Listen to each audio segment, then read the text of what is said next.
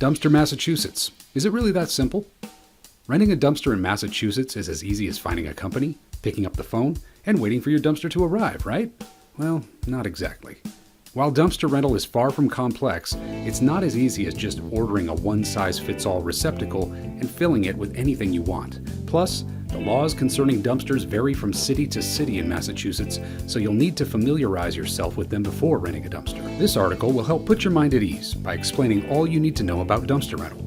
Provided you're aware of the rules, regulations, and which size dumpster to rent, you can order a receptacle with confidence and focus your attention on constructing, renovating, or cleaning out the junk, choosing the right-sized dumpster in Massachusetts. Most dumpsters come in several standard sizes.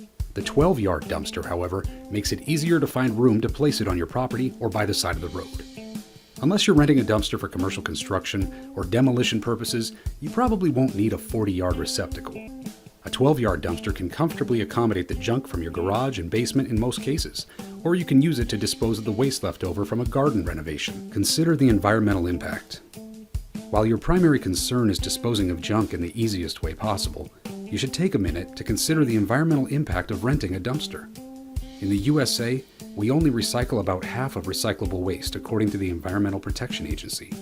And while most dumpster rental services will at least attempt to salvage some junk, you ought to consider doing some recycling yourself, because a lot of your dumpster's contents will inevitably end up in a landfill. The US has more landfills than any other country in the world, and as a nation, we produce up to 400 million tons of waste per year. Needless to say, we need to try and minimize the amount of waste we produce, but more importantly, we need to prevent as much of it as possible from being dumped into landfills needlessly. Of course, you might not have time to separate all your junk while you're in the middle of building a construction or landscaping the garden, which is why you should find a dumpster rental service that disposes of waste responsibly. Most companies market themselves on their greenness nowadays, but you should still bear in mind that busy companies don't have enough time to separate items one by one.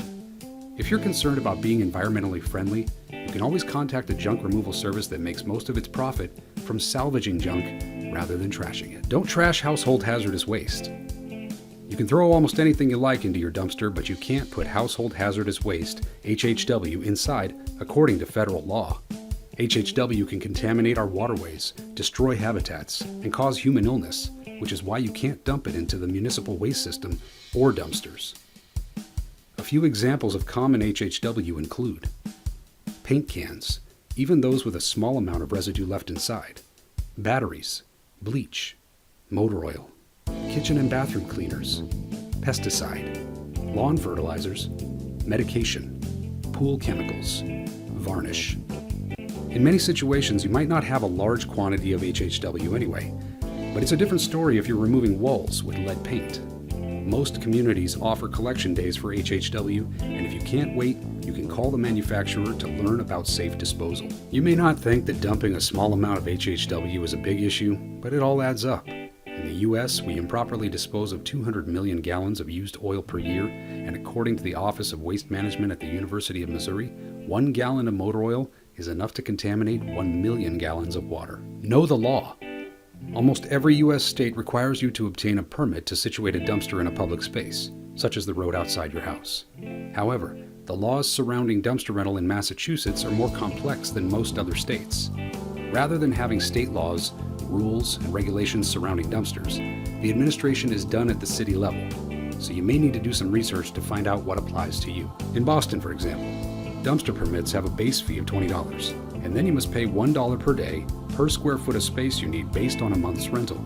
You also need 2 no parking signs that cost $4 each, and there will be additional charges if your dumpster will occupy metered spaces.